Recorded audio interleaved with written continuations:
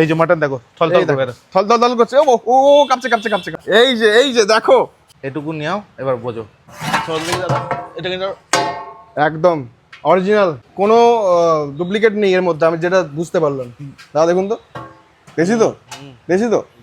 দিই তাহলে কি তুমি সাকসেস। ঠিক আছে, এই আলুগুলো কি সিঙ্গুরে আলু দেওয়া? হ্যাঁ আলুগুলো কি সিঙ্গুরে আলু? এটা সত্যি কথা।